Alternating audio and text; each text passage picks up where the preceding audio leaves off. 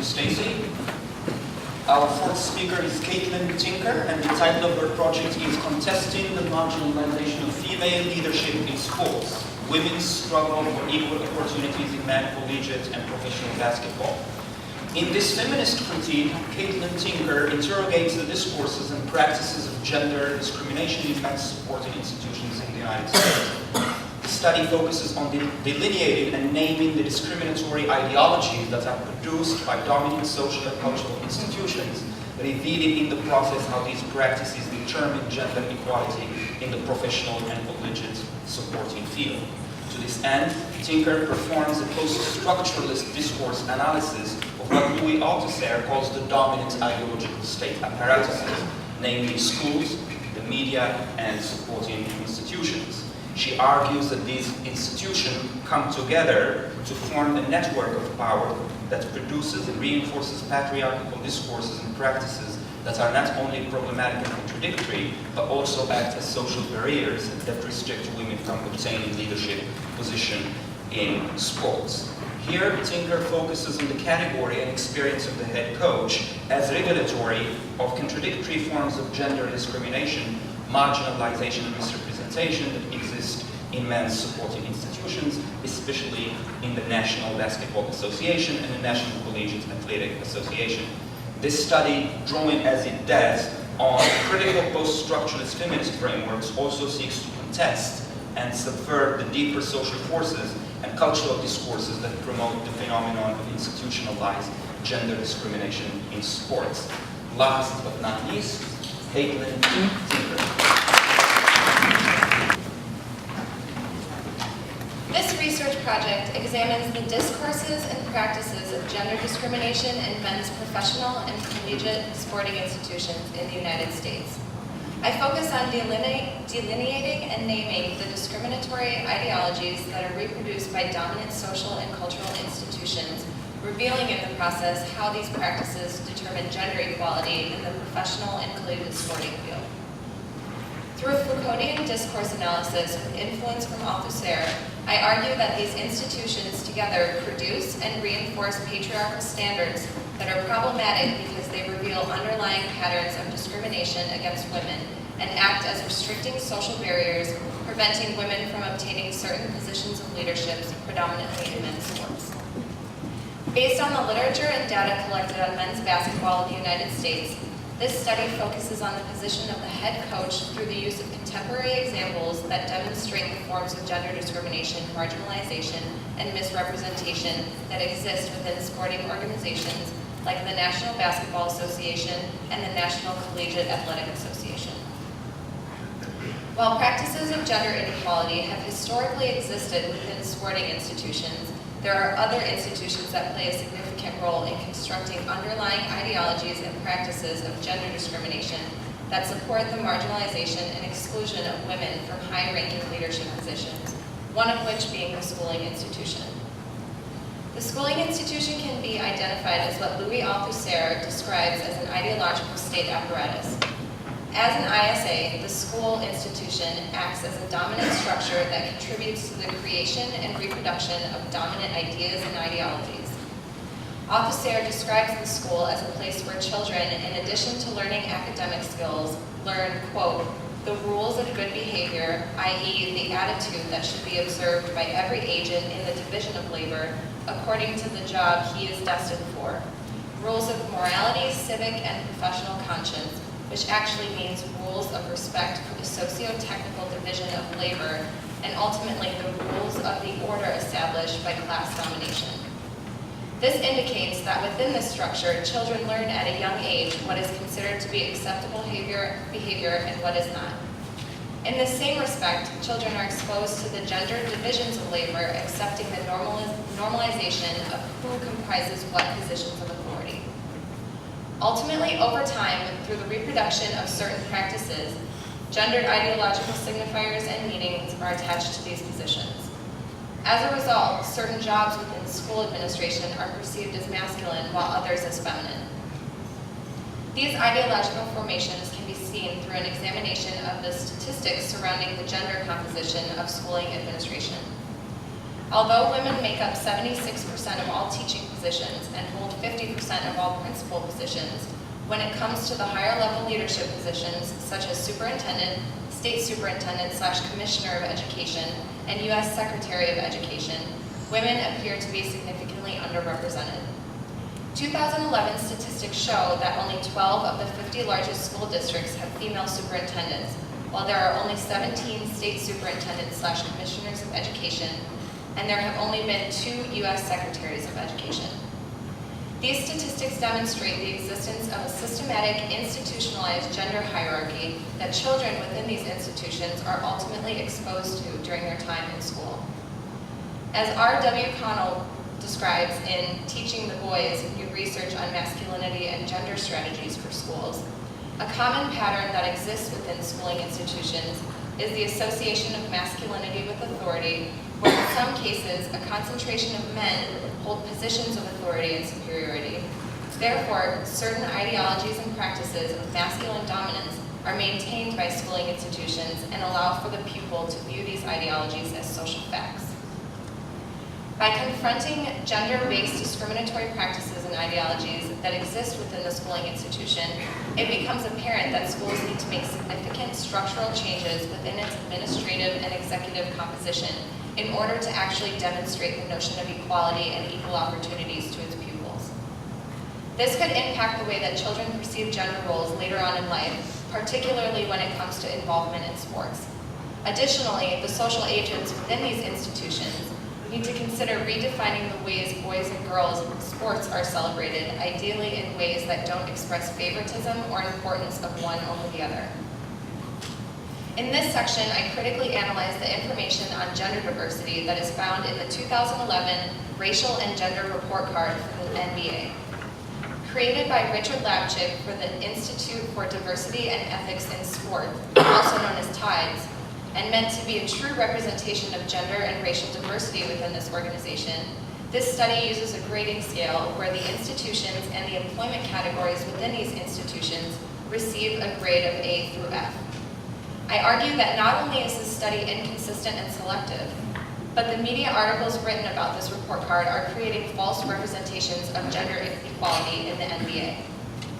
This study was done on several different professional sporting organizations in the United States. Each organization receives its own grade based on gender and racial composition of its employees. In comparison to other organizations like the NFL, the NHL, and the MLB, the NBA actually did receive a better grade than these institutions with an overall A- for gender diversity. However, when examined more closely, the data found in this study reveals that the NBA actually doesn't have as much gender diversity as their report card and many other mass media outlets claim. The main thing about this report card that I consider to be problematic is the way that grades were assigned to each employment category. The categories each contain a brief description of the job and the job's titles included within, along with a comparison of the statistics from previous years. At the end of each description, a grade was assigned under the categories of race and gender. According to the grading scale guidelines provided by the report itself, for gender, an A was assigned if more than 40% of its employees were women, B for 32%, C for 27%, D for 22%, and F for anything lower than 22%. The problem here is that the study chose to include race and gender grades for positions included under the categories of league central office, which received an A at 42%, senior administration, which received a C at 27%, professional administration, which received an A- at 39%, and team vice president, which received an F at 15%. At the same time, grades for gender were completely excluded from the categories of head coach, assistant coach, CEO/president, and general manager. Upon further investigation into the statistics provided at the end of the NBA study, there are 0 female head athletic trainers, general managers, head coaches, assistant coaches, and only 2 CEOs/presidents. Interestingly enough, all of these positions were assigned grades for the gender category in the 2012 Racial and Gender Report Card for the WNBA. Based on the numbers and grading scale provided by this study, I question why grades for gender were not assigned to certain positions that coincidentally have almost no female representation. Although there are no details that reveal the calculations needing to be done to determine the overall percentage, reaching at least a 40% to receive an A, how can the only two categories given A grades for gender diversity in the NBA qualify this organization to receive an overall grade of an A- when the only other two categories that were included under gender received a C and an F? Additionally, if this study included the 5-0 percentages coming from the positions that weren't assigned gender grades, wouldn't the overall percentage and grade be significantly lower than the 40% required to receive an A? Has the underrepresentation of women holding these exclusively male positions become so naturalized that it becomes acceptable to completely avoid the identification and interrogation of this problem? More importantly, does this organization even recognize this as a problem? Through an examination of the news articles published about this report card, it becomes clear that TIDES is not the only organization that disregards identifying the lack of female representation in coaching positions. Upon examining two news articles, one from ESPN and one from USA Today, reporting on the NBA's leadership in diversifying professional American sports, the importance placed on gender diversity seems to be significantly downplayed in comparison to the examination of racial composition. This article fails to mention anything about the lack of female representation in the positions of head coach, assistant coach, and general manager.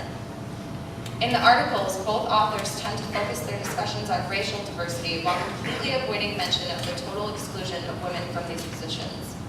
These types of practices within sports media create problematic ideological representations of where women are perceived to belong in professional sports.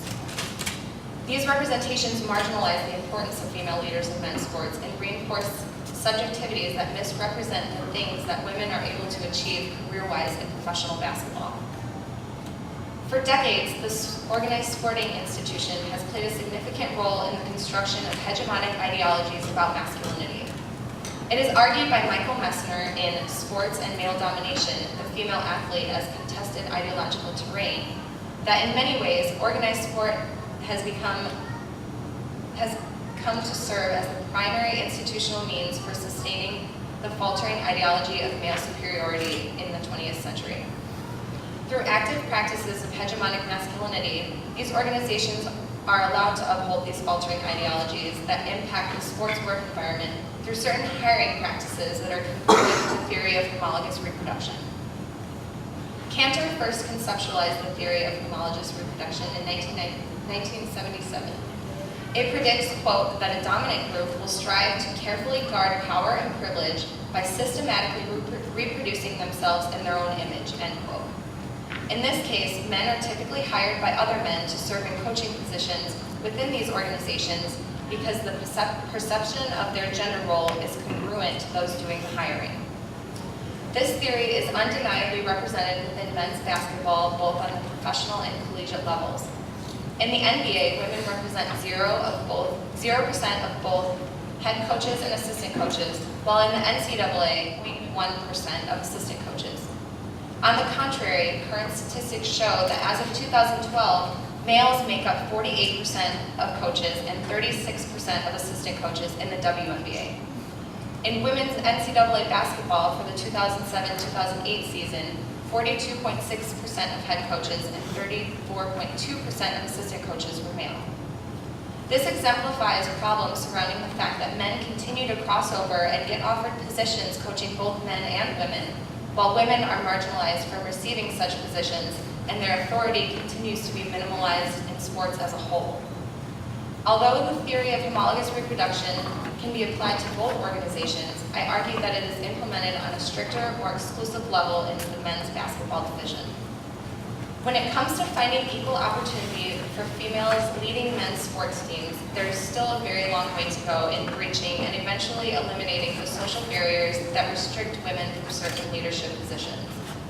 As I demonstrated in this analysis, it is not the sole responsibility of a single institution, but multiple institutions, all of which play a significant role in the formation and reproduction of patriarchal ideologies and practices that limit female leadership in men's sports and create patterns of gender discrimination. If changes are to take place, they must be evaluated through a larger context at the institutional level. I suggest that institutions and their social agents must first be able to recognize that there are many underlying discriminatory practices that take place within. The institutions must stop hiding behind the false pretenses of gender diversity within their organization and address these problematic issues that go on within them.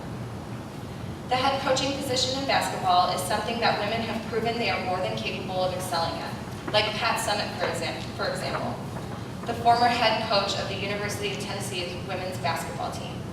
Summitt is a college basketball legend and currently holds the title of winningest basketball coach throughout the entire NCAA. She actually has about 100 more career wins than the top male basketball coach. I have found that although women have come close, they're just not given the same kinds of opportunities coaching men in sports as men have been given coaching women in sports. Gender segregation, something that we learn as children at an early age, stays rooted into our ideological understanding of gender roles and the subjectivity of females as leaders. Since men's sports have historically been more lucrative for coaches than women's sports, the head coaching position in the men's division has also been idealized within sports culture, signifying a coach's ability to reach the highest obtainable level in their career. Through the research I've conducted surrounding the head coaching position, it becomes clear that there needs to be significant institutionalized changes on multiple different levels in order to make the far-reaching fantasy of coaching at the highest level into a reality for female basketball coaches.